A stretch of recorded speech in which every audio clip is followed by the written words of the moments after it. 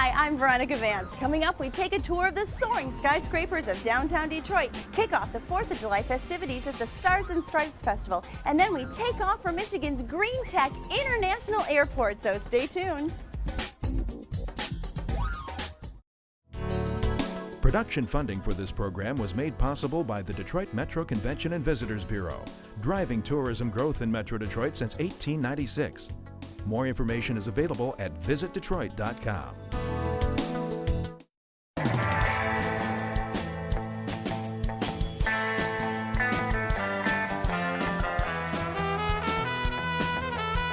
Today we're going to show you just a few of them, but it really is worth taking the time to discover just what stunning blocks of buildings tower over us.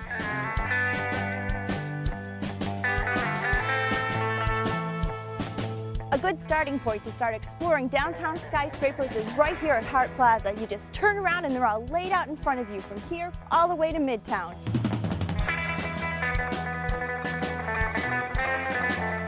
Of course, you can't talk about the Detroit skyline without talking about the GM Renaissance Center. It features 7 different towers, and it has remained the tallest building in all of Michigan since it was built in 1977. Now, the central tower houses the Detroit Marriott. It features 73 stories, and it is the tallest all-hotel skyscraper in all of the Western Hemisphere.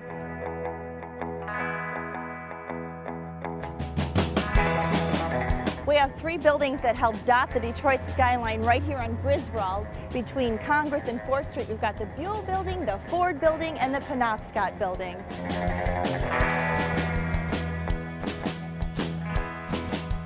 The Buell Building right behind me features a majestic entrance off Griswold adorned by granite Corinthian columns. It was built in 1925, and its elegant design combines Romanesque and Gothic styles.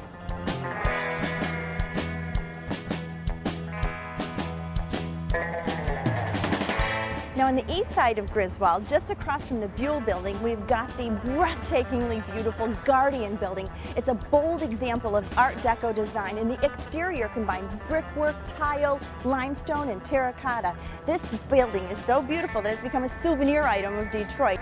This is the one that we're going to take a look inside the lobby. Come on. And the inside of the Guardian Building is even more stunning than the exterior. The Guardian Building was nicknamed the Cathedral of Finance because both it resembled a church and, of course, it was originally a banking institution. Those big archways, those were banking windows, and today it's open as retail. There's a restaurant inside, simply breathtaking. Everyone who comes to Detroit needs to come inside and check out the Guardian Building. And it was actually made a National Historic Landmark in 1989. That's how important the building is to our city. The Ford Building is right in the heart of downtown's financial district, and it's even still hopping after celebrating its centennial in 2009. Now, its exterior is styled with neoclassical and neo-Renaissance elements, and it's made with terracotta and fine Italian marble accents.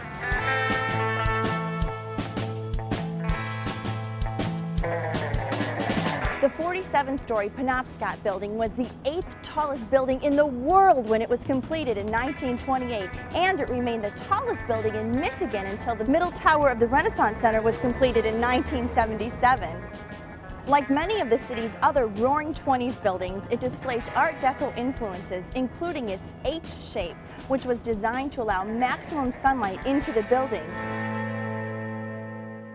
Now, just 1 block north of Hart Plaza at Woodward and Larned is One Detroit Center, also known as Comerica Tower. Now, believe it or not, this building was built in 1993, but its architecture blends seamlessly with Detroit's historic skyline. And what's really neat about this is that the Penobscot Building is 47 stories and One Detroit Center is only 43 stories, yet it's the 2nd tallest building in Michigan behind the Renaissance Center because the floors of One Detroit Center are higher than the Penobscots.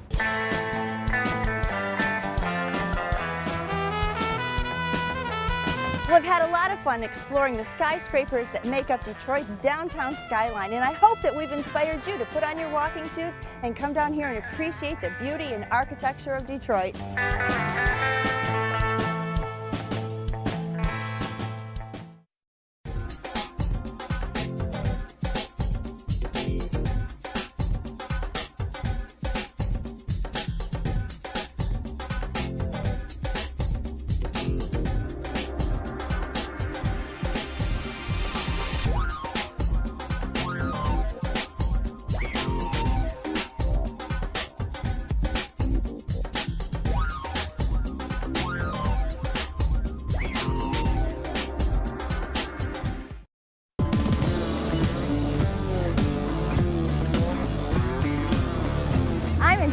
downtown Mount Clemens at the Stars and Stripes Festival, where they're kicking off Independence Day.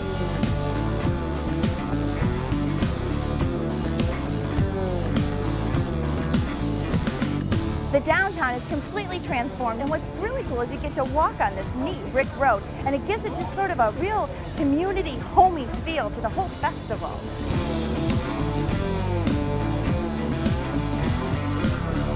Well, so Kevin, tell me about the Stars and Stripes Festival. Well, Stars and Stripes Festival is what we term everything great about America. There's fireworks, there's live music, there's art, there's tons of food. It's just a great time, and best of all, it's free, and it takes place every year right before the fireworks in downtown Mount Clemens.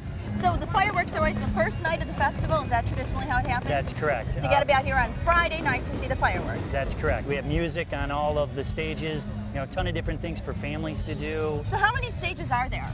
There's actually 2 stages. There's our main stage where we bring in the national talent. Music ranges from R&B to rock to country, and on our secondary stage we put a lot of tribute acts out. Okay. So a lot of cover bands and that sort of thing. So we kind of do something for everybody. And the concerts are all free too, correct? Everything's free. It's always the weekend preceding the 4th of July. Is that always every year? That's correct. Every year the Friday before the 4th of July is always the fireworks in Mount Clemens. So I see there's a lot of military. Well, we have all the branches of the military, and when we created the name Stars and Stripes Festival, we thought that it was very obviously patriotic, and we tied in all the branches, and they love coming out and interacting with people. That's something pretty unique. I mean, you don't see that at many festivals. Yeah, exactly. So what's this big cage thing here at the Well, end? we think our festival is very unique in the sense that we bring in a lot of circus-style acts. This is called the Nerveless Knocks. It's motorcycle in a cage. So you guys are always bringing in something kind of neat attractions like this. That's right. Oh my God!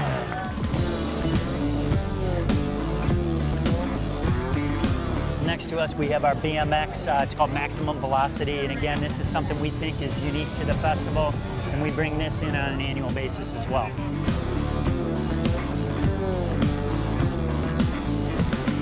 Well, Kevin, it looks like I'm left with a lot of stuff to explore. Oh, you're gonna have plenty to do. Yeah, well, thank you so much for your time, and we're gonna stick around for the fireworks.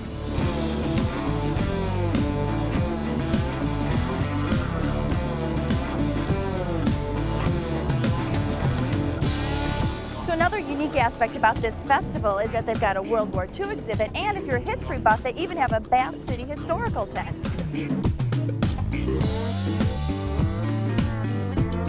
Well, I can't even figure out exactly what this big green monster is, but these blow-ups here are pretty neat because I have not seen any like these before. Looks like this one's even great for big kids, too.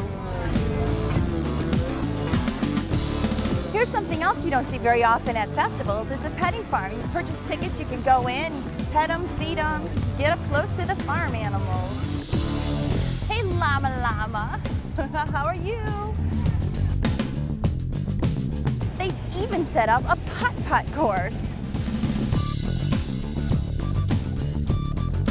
And of course, during the festival, all of the restaurants and bars are open, so you can come outside, have a drink, grab a bite. And the Taste of America section offers just that, a Taste of America, where you can get any kind of food you want.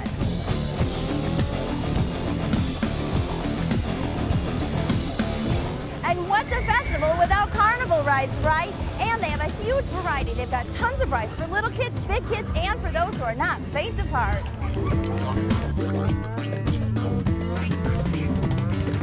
I don't know if I've got the nerve to try that.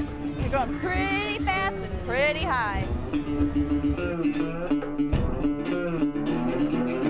Hi! Hi ho! I'm here, Papa! There you go.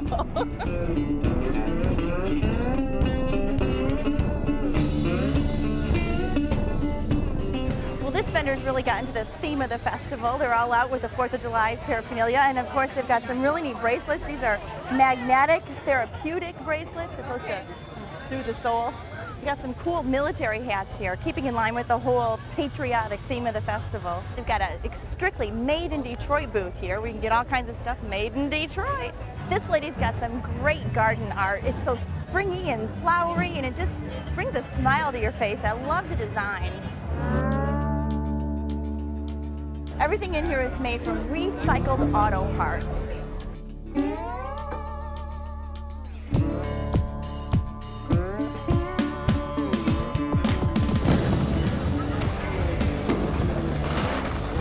And the first night of the festival is always the night for fireworks.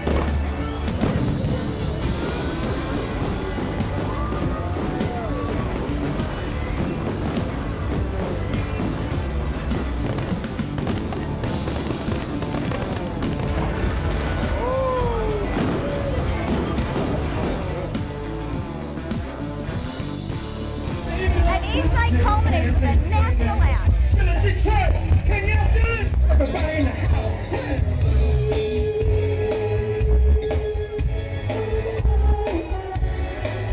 What's that spell, y'all?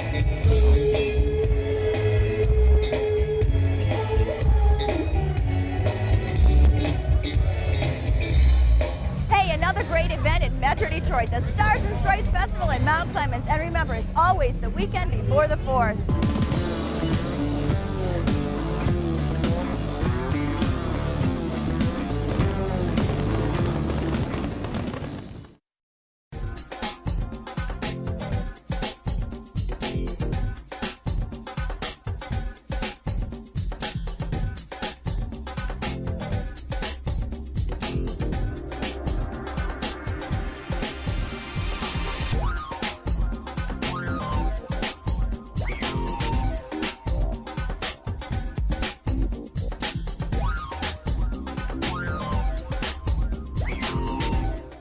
Let's ride.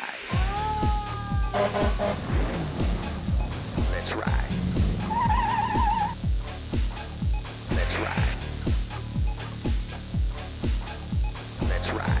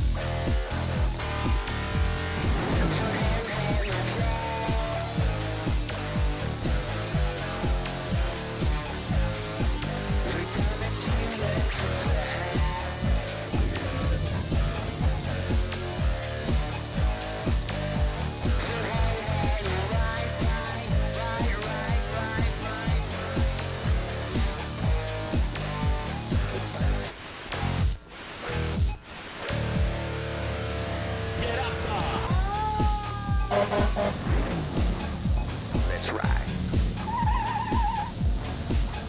Let's ride. Let's ride.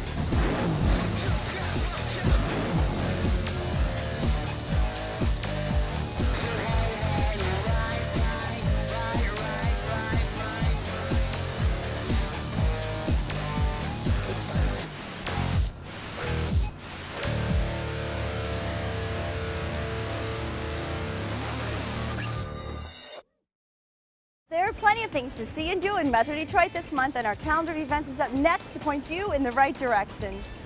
70 Girls 70 is a hilarious musical for all ages, and the Ovation Yacht offers an escape to Margaritaville. The Addams Family is a glitzy, gloomy musical, and downtown Belleville celebrates all things strawberry. Cruisin' Gratiot hits the pavement in East Point, then cruise down memory lane at Motor Muster. Take Dad on a beer-tasting boat cruise, or watch NASCAR drivers battle it out for a trip down Victory Lane.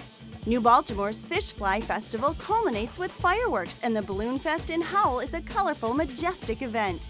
Beat the heat during Detroit River Days, then see the spectacular summer tradition, the Target Fireworks. The Stars and Stripes Festival celebrates the good old red, white, and blue, and cruising downriver offers up good vibes. To learn of any changes, log on to visitdetroit.com or call 1-800-DETROIT.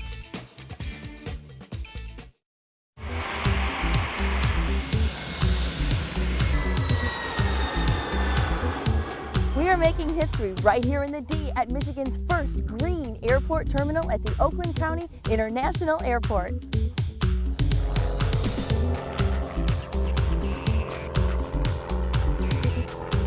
So get this, you get rewarded if you're green too. You get preferred parking along Patterson Parkway. You get to park right up front if you have a hybrid or flex fuel car. They've thought of everything. If you need to charge your car, they've got a plug-in station right here. So if your kids like to watch the planes take off and land like my kids do, they've even installed benches for that very reason. Just pull up to the parking lot, come on, take a seat and enjoy the show. Hey, recognize the emblem on that plane? Michael Jordan.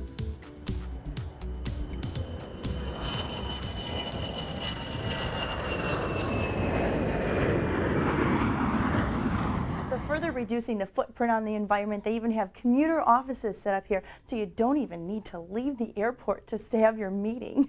So the airport also has a customs area because after all it is Oakland County International Airport. So you'd come through there, you'd get your bags off here and you'd go through here and through customs just like you would at any other international airport. We've done many projects. This is the culmination, the terminal building. We started years ago with a fuel water separator. And then we've planted hundreds of thousands of dollars worth of landscaping, trees and shrubs. That was a beautification process. We have insulated about 500 homes as a good neighbor policy. So we've done everything we can to be good neighbors. The Oakland County International Airport is just leaps and bounds ahead as far as green technology. Yeah, I believe we're the first LEED certified general aviation terminal. And you guys are really sort of setting the standard across the country Yes, as far as green technology, right? And when people fly in, we get virtually all Fortune 500 companies come through that door during the course of a year. We want to make a statement that Oakland County is progressive, that we know about the environment, we're going to do our best to preserve that, but we're also a technologically advanced county. Something else that I thought was interesting is that this airport was funded solely by user fees, no tax dollars, correct? No tax. We did get a couple of grants out of Washington from the Department of Energy, but most of the balance of this whole project came from the fees we generate by airport users who fly in and fly out. So no money out of the general fund at all. We have a lot of corporate jets out here. We have a lot of weekend flyers, and so it's a busy airport. It's the second busiest airport in Michigan. Well, can we take show a you look around? around? Sure. Some of the green things? I'll take you over here to the wall. Okay, so right when you walk in, you're greeted with the living wall. The living wall. This is, we have a nursery here in Oakland County called Planterra, and I was there for a function. And I saw the green wall. I said, well, that'd be nice on my airport. Then we did a little research, found out there's utilitarian value, but this helps clean the air. So these plants are there for not only do they look good, but they also help us maintain, again, another approach to keeping green, being green. Wow. And this, any airport is open. The federal government has to certify you. They give you a registration. Here's our registration certificate from the federal government. The registration number is 000001. The first airport to ever be certified in the United States. You're standing right here in that right now. Wow. Yeah. And then once we're up and running, we had the first airfare back in 1930. Basically, the planes flying around pylons. Okay, you and I weren't around in those days, but that's what I'm told occurred. Yeah. Well, we had to get a certificate for that, and that's signed by Orville Wright. Would you look at that? So the school kids are going to come here and see this kind of history. They're going to be exposed to the green technology that exists. So it's good. They're going to come here and just get a whole history lesson. Oh yeah, they'll learn about. I didn't know about geothermal wells when I was in grade school. The spheres will, because it's driven by the wind, will generate roughly 15% of our electrical needs. Along with the panels on the roof, we have the photovoltaic panels that can help convert to energy and electricity. We have geothermal. It reduces your cost for heating and cooling by about 60%. Wow. That's a big savings there. So and we got a 15,000 square foot building here. So if we can get to that number, we'll be saving the taxpayers' money. Yeah, and then the heating, it comes out of these. Oh, they look like jet exhaust. Yeah. Everything's designed. It's but a lot of thinking. Yeah, a lot of thinking went into how we did, but it looked like the jet exhaust. And payback on this airport will be fairly quick. A little more expensive sometimes to put it up, but you get it back in the cost you save. Over the long run, right? Oh, yeah. Sure. Well, not only is it green, it's also designed beautifully. Yeah, it's. I think it makes the statement we want to make. And then real subtle, you have to catch these, but these lights are actually landing lights, and so people will come in on a runway or a carpet designed to look like a runway. And then we got red carpet with the lights. Yeah, and we got the wing-shaped lighting up there. Oh, yeah. Oh, that's so neat. neat. And they're energy efficient as well. So. And of course, the plane. What's the story behind Well, this? that plane was built by Henry Haig, who was a nationally renowned stunt plane pilot. He claimed many championships in that plane. And so we made contact at the Kalamazoo, I think, museum, air museum. Right. And so we called him and said, hey, I'd like to borrow it for 100 years. No, we borrowed it for 10. And I think it's sort of a wow factor when people come in. And again, we're going to get kids out here from all of our schools, and that's the first thing they're going to see, of course, when they come through, is that bi-wing, and then all the other things that we'll be teaching kids about green technology. So you've got a lot of private jets coming through here too, and I'd imagine it's nice for like celebrities coming into town. Oh, sure. That's just.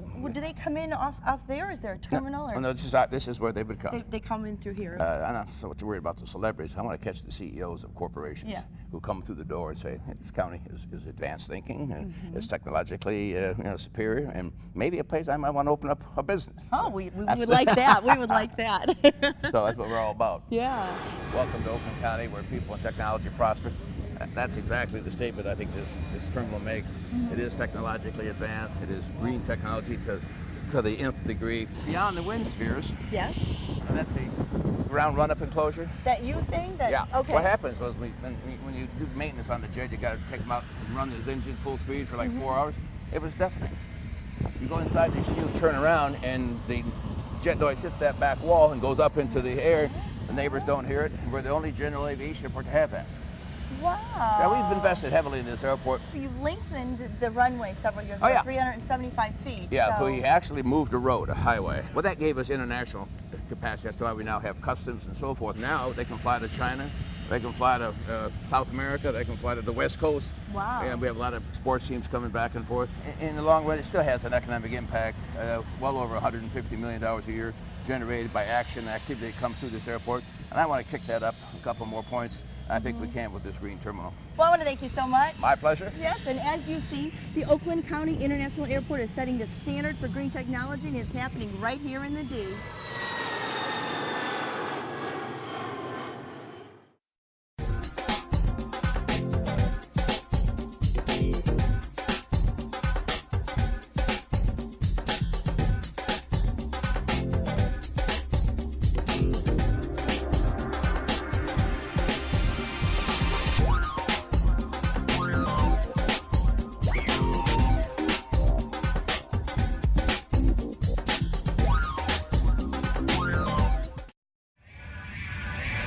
It's closer than you think, it's what you're searching for. And like a river runs, there's always something more. There's nations coming together where the spirit flies. So many songs we sang, so many games we played. And where the past left off, we still embrace today. With a heart of a champion and a hero's pride. And now we're letting you know, so get ready to go. It's all happening here. What's new in the D? Something you need to hear about Detroit City. You just gotta be here to truly believe what it's like in the D. What it's like in the D. It's everywhere you look, in everything you see. A conscience so complete, a heritage so deep.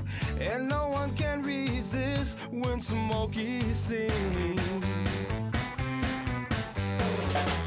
And so we're letting you know, now get ready to go. It's all happening here. What's new in the D? Something you need to hear about Detroit City. You just gotta be here to truly believe what it's like in the D. It's all happening here. Right here in the D. Something you need to hear about Detroit City. You just gotta be here to truly believe what it's like in the D. It's all happening here. What it's like in the D. It's all happening here. What it's like in the D. It's all happening here. what it's like in the deep. Well, that's our show. Thanks for watching. I'm Veronica Vance. And remember, if you'd like more information on any of the places we visited, log on to visitdetroit.com. So until I see you next time, go out and explore on your own and discover the D. To learn about discounts and special offers for featured attractions, plus how to get copies of Visit Detroit magazine, click on visitdetroit.com. Production funding for this program was made possible by the Detroit Metro Convention and Visitors Bureau, driving tourism growth in Metro Detroit since 1896. More information is available at visitdetroit.com.